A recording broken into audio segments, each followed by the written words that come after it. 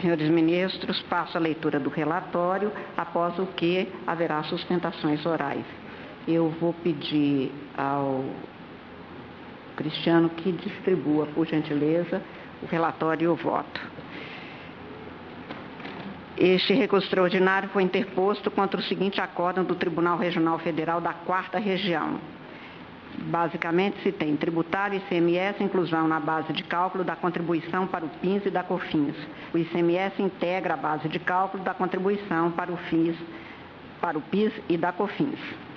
A recorrente, que é a empresa, Incopa ou Importação e Exportação Indústria de Óleos Limitada, sustenta que, sendo o faturamento, aspas, o somatório da receita obtida com a venda de mercadorias ou a prestação de serviços, não pode admitir a abrangência de outras parcelas que escapam à sua estrutura, fecho aspas, o que ocorreria se o ICMS fosse incluído na base de cálculo da COFINS e da contribuição ao PIS, pois aquele tributo não constitui, aspas, patrimônio riqueza da empresa, princípio da capacidade contributiva, tratando única e exclusivamente de ônus fiscal ao qual está sujeito, fecho aspas. Pede o provimento do recurso extraordinário para a exclusão da parcela referente ao ICMS, da base de cálculo da COFINS e da contribuição ao PIS. A União, agora recorrida, argumenta, afirmando que a jurisprudência é pacífica quanto à inclusão do ICMS na base de cálculo da contribuição ao PIS e do fim social antecessor da COFINS, conforme enunciado da súmula 258 do Tribunal Regional Federal e da súmula 68 e 94 do Superior Tribunal de Justiça, e resume os seus argumentos nos pontos que eu aí listei. A. O valor do ICMS como custo, que é na formação do preço da mercadoria ou do serviço, deve compor o cálculo da receita bruta, base de cálculo da COFINS. B. O fato do ICMS ser recolhido aos cofres públicos estaduais não desnatura a sua condição de custo, componente do preço da mercadoria ou do serviço, eis que os demais custos também não são, em regra, destinados ao contribuinte, mas sim a terceiros. C. Não há nenhuma relevância jurídica no fato do ICMS ser destinado aos cofres públicos estaduais, enquanto grande parte dos demais custos é destinada a pessoas físicas ou jurídicas de direito privado. D. Outros tributos, que também compõem os custos da mercadoria ou do serviço, são destinados a pessoas jurídicas de direito público e nem por isso deixam de ser considerados custos e deixam de ser contabilizados no valor da receita bruta. No julgamento do recurso extraordinário 212 e 209, este Supremo definiu que um tributo pode fazer parte da base de cálculo do mesmo tributo ou de outro, eis que se trata do custo que compõe o valor da mercadoria ou da prestação do serviço, motivo pelo qual o provimento do presente recurso implicará a mudança de entendimento, inclusive quanto à inclusão do ICMS na base de cálculo do próprio ICMS. F. Não há relação do julgamento, que em novembro de 2005 considerou inconstitucional a ampliação da base de cálculo da COFINS, com o presente julgamento. Em 4 de abril de 2008, submeti esse processo à análise de repercussão geral, tendo este Supremo Tribunal concluído pela sua existência, particularmente por versarem o recurso extraordinário 240.785, com julgamento quando relatei estava iniciado, mas agora já findado e publicado, e a ação declaratória número 18, o mesmo tema deste recurso extraordinário. A Procuradoria-Geral da República devolveu esses autos sem parecer, considerando que seria mais adequado aguardar a decisão a ser proferida na ação declaratória número 18, pois esta poria fim à controvérsia neste e em outros feitos. Este é o relatório. Inicialmente falarão pela recorrente, Incopa Importação e Exportação Indústria de Óleos Limitada, 2 advogados que então repartirão entre si os 15 minutos destinados à parte. Eu convido, portanto, o doutor André Martins de Andrade a fazer uso por 7 minutos e meio, se assim foi a definição. A divisão pode ser desigual? Pode. Eu só quero que me anuncie porque eu preciso de fazer a marcação do tempo. Vossa Excelência falará 12 minutos. 12 minutos e o doutor Fábio Martins falará, portanto, 3 minutos. Pois não. Vossa Excelência está com a palavra, então, pelo período de 12 minutos. Muito obrigado, Excelência. Excelentíssima senhora presidente desse egrégio Supremo Tribunal Federal. Excelentíssimos senhores ministros e senhora ministra, integrantes deste excelso plenário. Excelentíssimo senhor representante do Ministério Público Federal, excelentíssima senhora ministra Grace Mendonça, da Advocacia Geral da União, aqui presente, ilustres colegas da Fazenda Nacional, ora representados por seu procurador-geral, o digníssimo Dr. Fabrício da Soler, demais colegas presentes. Sobre o tema hoje em julgamento da inconstitucionalidade da inclusão do ICMS na base de cálculo das contribuições ao PIS e à COFINS, tudo já foi dito. Falta apenas a última palavra desta Corte, e mesmo esta já foi pronunciada em longo julgamento, iniciado em 1999, renovado em 2006 e encerrado em 2014. O que cabe agora, portanto, a este plenário decidir é se mantém a inteligência do conceito de faturamento inserido na Constituição de 88, como proclamado no RE 240785, pela maioria de 7 sobre 9 votos naquela ocasião proferidos, ou se adota nova interpretação ao texto constitucional em questão. Passemos à controvérsia examinando os principais argumentos sobre os quais assenta a pretensão daqueles que, como a recorrida, querem computar o ICMS na base de cálculo do PIS e da COFINS. O primeiro argumento seria de que o RE 240.785 seria discrepante da jurisprudência anteriormente firmada na Corte, no sentido de que a matéria seria infraconstitucional. Não procede tal consideração, visto que anteriormente à Constituição de 88, faturamento não era um conceito integrado à lei maior, ensejando o trancamento de inúmeros recursos extraordinários. Ademais, nos autos dos processos cujos recursos não foram recebidos pela Corte, há de se constatar que a argumentação expendida pelos respectivos requerentes fundava-se em supedâneos de natureza eminentemente infraconstitucional, a ensejar o não conhecimento de tais recursos. O segundo argumento seria de que o ICMS integra o preço da mercadoria, diversamente do IPI, que é cobrado à parte. É assente na doutrina a identidade entre os dois tributos, o IPI e o ICMS, não cabendo aqui maior digressão sobre o assunto. A cobrança por dentro ou por fora constitui mera técnica de arrecadação, sem qualquer influência na dimensão constitucional desses tributos. Como mera curiosidade histórica, cabe referir que a recorrida durante anos pretendeu incluir o IPI na base de cálculo do PIS, tendo acabado por se render à farta jurisprudência produzida à época, dando por indevida tal inclusão. Orientação essa que veio a ser incorporada à legislação ordinária. Ressalve-se que a não inclusão do IPI e agora do ICMS na base do PIS e da COFINS não se confundem com o tema 303 da repercussão geral em tramitação nesta Casa, relatoria da ministra Rosa Weber, em que se discute o IPI no PIS/COFINS, porém em regime de substituição tributária. O terceiro argumento que é invocado é o de que a incidência do ICMS sobre ele mesmo, no cálculo por dentro, foi julgada constitucional por esta Corte Suprema no RE 212.209. Daí poder-se inferir que seria possível a incidência de um tributo sobre qualquer outro tributo. Falacioso o raciocínio, como demonstra o ilustrado parecer entregue a Vossas Excelências da lavra do eminente jurista professor Humberto Ávila. Sustenta aquele festejado mestre que a incidência das contribuições de custeio da Seguridade Social, PIS e COFINS, sobre o imposto sobre operações relativas à circulação de mercadorias, ICMS, envolveria a sobreposição de tributos com características absolutamente distintas, tais, dentre outras, a evidente diversidade da regra de competência aplicável, bem como do ente federativo a que se vinculam os tributos em questão.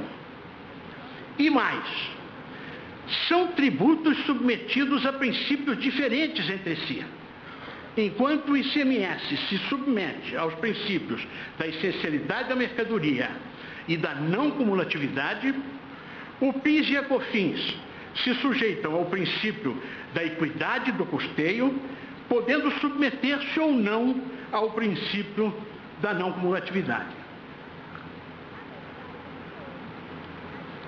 Finalmente, senhor presidente, a última trincheira em que procura abrigar-se a recorrida é o suposto rombo orçamentário que o provimento deste recurso extraordinário poderia provocar.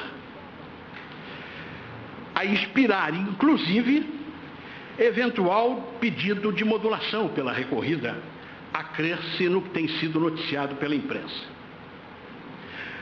Excelentíssimo senhor presidente, no Estado democrático de direito, o Estado não pode se financiar ao arrepio da lei maior. Este é o axioma em que se sustenta a primazia da Constituição. Pretender fundamentar, sob qualquer pretexto, a mantença de uma legislação atentatória à Constituição constitui evidente contradição em termos. Os memoriais e demais escritos entregues a vossas excelências demonstram-no com proficiência. A modulação não há de ser oponível ao contribuinte e, menos ainda, ao contribuinte que exerceu seu direito constitucional de acesso à justiça, à luz de uma decisão proferida pela Suprema Corte. No nosso caso, decisão essa que vem de 2006, com a formação da maioria de 6-1.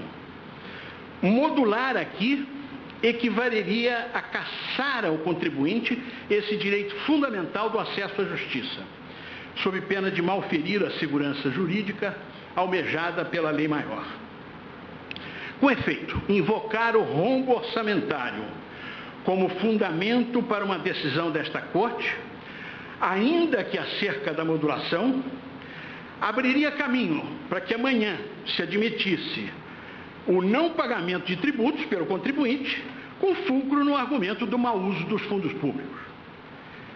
Todos sabemos que o império a que se submete esta Corte é o da Constituição, não o das circunstâncias. Cabe lembrar, ademais, em sintonia com a vida lá fora, que o Estado não quebra. Pode até recorrer ao famoso devo, não nego, pagarei quando puder. Estão aí a demonstrá-lo os precatórios, cujos abusos vêm de ser coartados por esta Corte. Do alto de sua soberania, o Estado pode quase tudo. E por isso o Estado não quebra. Quem quebra são as pessoas, são os industriais, são os comerciantes, os milhares de lojistas constrangidos a fechar seus negócios sob o peso de uma carga tributária que, por todas as razões do mundo, não pode dar-se ao luxo de abrigar uma cobrança em desacordo com a lei maior. Tal constatação, diga-se, encontra-se rigorosamente em linha com a jurisprudência desta Casa, sendo de citar o trecho do voto proferido pelo eminente ministro Marco Aurélio, no RS 559937, em que Sua Excelência proclama que, aspas, a fúria arrecadadora há de ser afastada da base de incidência.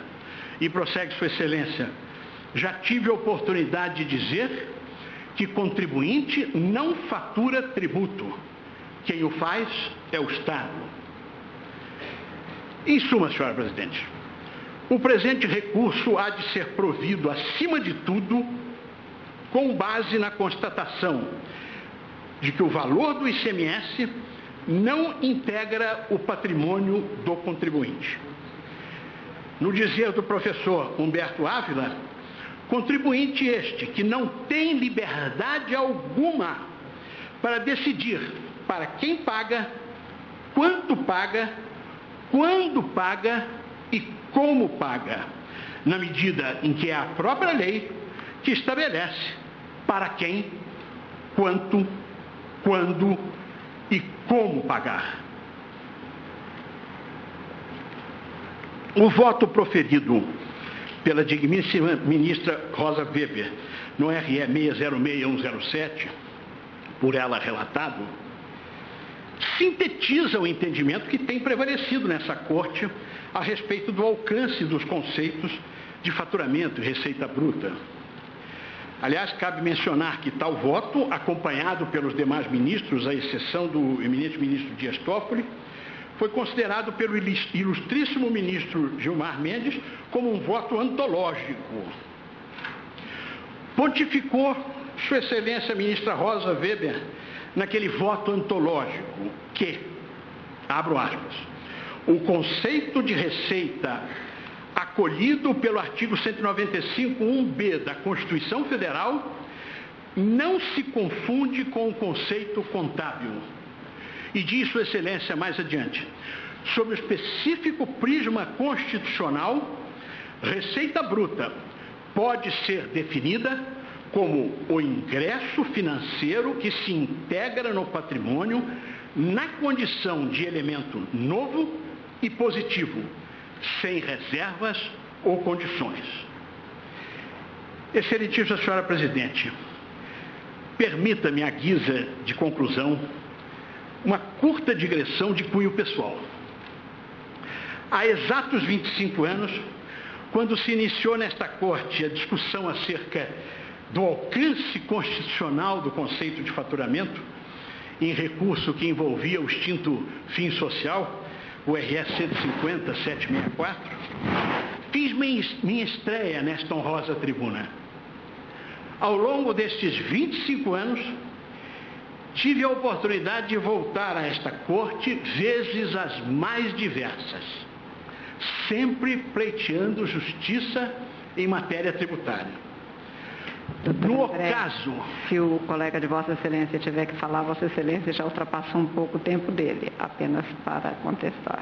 Eu estou vendo ali 2,52, estou pensando que é um total de 15. Estavam marcados 15. 15 minutos. Mas finalize, Vossa Excelência, permita por concluir. favor. No ocaso agora da minha atuação profissional, beirando a compulsória que para nós advogados independe da lei dos homens, permita-me, Senhora Presidente, deixar o seguinte registro. Desta Corte não se sai ganhador ou perdedor. E isto por uma razão simples que tive o privilégio de vivenciar ao longo desses 25 anos. Aqui ganha sempre a Constituição da República. E onde vence a Constituição, vence o cidadão comum. Deus permita que assim seja pelos próximos 25 anos e por todo sempre. Me permita passar a palavra, então, por um minuto, para o advogado que me sucede, o Dr. Fábio Martins de Andrade. Então, fala, o Dr. Fábio Martins de Andrade fala ainda pela recorrente. Por favor. Obrigado. Excelentíssima Senhora Presidente, demais integrantes dessa Corte. Para concluir, na hipótese que entendemos improvável e que admitimos somente por apego ao debate, por apego ao amor, por amor ao argumento, de o presente recurso vir a ser julgado improcedente, a recorrente requer, desde logo, a modulação dos efeitos de tal decisão, para que sua eficácia se aplique ex nunc, tendo em vista a ocorrência de flagrante mutação jurisprudencial no seio da Corte, na linha do pensamento do eminente ministro Luiz Fux, manifestado na conclusão do julgamento do RE 240-785, em que Sua Excelência salientou: a modificação da jurisprudência tem que ser modulada, porque hoje ninguém trabalha sem ingressar na rede mundial de computadores e verificar como é que está julgando o Tribunal Superior ou o Supremo Tribunal Federal. E aqui um rápido registro, às vésperas do primeiro aniversário do novo CPC, que será daqui a 9 dias, no dia 18 de março, que entrou em vigor no ano passado. Cabe lembrar que o novo CPC, com um empenho muito pessoal, um esforço muito concentrado do ministro Luiz Fux, traz como um de seus pilares a necessária observância dos precedentes judiciais, especialmente os da Suprema Corte, num esforço hercúleo de otimizar e racionalizar os trabalhos. De certa maneira, é disso aqui que um pouco se trata também, a observância pelo plenário daquele precedente importantíssimo concluído em 2014, iniciado em 99, com maioria absoluta desde 2006. No fundo, é um pouco disso que se trata também esse julgamento. Muito obrigado. Agradeço a Vossa Excelência. Passo ao voto, senhores ministros, senhores advogados. A questão aqui posta centra-se na possibilidade jurídica de se incluir o valor do ICMS, imposto gerado na circulação de mercadoria ou na prestação de serviço, na definição de faturamento para fins de definição de base de cálculo do PIS e da COFINS. Eu estou votando no sentido de dar provimento ao recurso extraordinário para considerar excluída da base de cálculo da contribuição ao PIS e da COFINS o valor relativo ao ICMS. Sem condenação em honorários, nos termos da súmula 512 deste Supremo Tribunal e, embora a tese normalmente a gente apresente ao final, nos termos do meu voto, eu estou propondo e voltarei a ela apenas para enunciar de maneira direta, o ICMS não compõe a base de cálculo para fins de incidência do PIS e da COFINS. É como voto. Colho os votos ouvindo o ministro Edson Fachin. Senhora Presidente, eminentes pares, principio saudando os ilustres advogados e procuradores que ocuparam a tribuna, especialmente o ilustre advogado que há alguns lustros contribui para a prestação jurisprudencial, como todos contribuem com sustentações escorreitas, que independentemente de serem acolhidas ou não, trazem contribuições importantes para a prestação jurisdicional. O valor do ICMS destacado na nota, devido e recolhido pela sociedade empresária, compõe seu faturamento, submetendo-se à tributação pelas contribuições ao PIS e à COFINS, por ser integrante do conceito de receita bruta, base de cálculo das referidas exações, e assim que voto com a negativa de provimento, pedindo vênia a Vossa Excelência. Passo a palavra para o voto do ministro Roberto Barroso. Presidente, eu ouvi também com grande interesse e proveito as sustentações que foram feitas da tribuna pelos ilustres advogados, tanto privados, doutor André Andrade, doutor Fábio Andrade, de modo que pedindo todas as vênias à eminente presidente e o seu voto consistente e coerente com o que já havia manifestado e com o que o tribunal já havia decidido, e pedindo vênia aos ilustres advogados que realizaram um trabalho primoroso, tanto os que estiveram na tribuna, quanto os pareceres que foram trazidos aos autos. Eu estou, presidente, negando provimento ao recurso. Como voto, presidente. Agradeço a Vossa Excelência, ministra Rosa Weber. Senhora Presidente, cumprimento Vossa Excelência pelo voto apresentado, como sempre, brilhante. Saúdo os eminentes procuradores, todos com sustentações orais primorosas, que dificultam ainda mais o equacionamento a ser dado ao tema. Acompanho Vossa Excelência, Senhora Presidente, pedindo vênia às compreensões contrárias. Agradeço a Vossa Excelência, ministro Luiz Fux. Senhora Presidente, Egrégia Corte, ilustre representante do Ministério Público, senhores advogados e procuradores presentes. Eu li, reli, transli, mas num conforto lógico e jurídico entendia de firmar essa posição, que firmaria também se pudesse votar no recurso repetitivo no Superior Tribunal de Justiça, razão pela qual acompanho o voto de Vossa Excelência em todas as suas razões, como também na tese esposada. Agradeço a Vossa Excelência, ministro Dias Toffoli. E inicio por cumprimentar a Vossa Excelência pelo substancioso voto trazido. Os votos já proferidos, tanto os votos divergentes quanto aqueles que concorreram com Vossa Excelência no sentido do provimento, e também cumprimentar as eminentes sustentações orais proferidas nesta tarde. Com a devida vênia, eu nego o provimento. Pois não. Ministro Ricardo Lewandowski.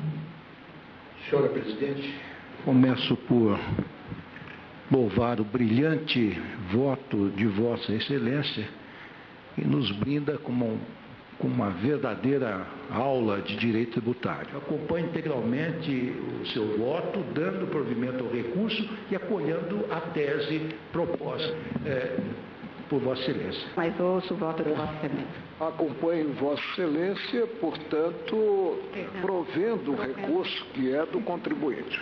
Pois não. Com a palavra, portanto, o ministro Gilmar Mendes para o seu voto. Encerro o meu voto com todas as vendas a Vossa Excelência e os que acompanharam em sentido contrário, acompanhando a manifestação trazida pelo ministro Fachin e pelo ministro Toffoli. Nego o provimento ao recurso e como voto.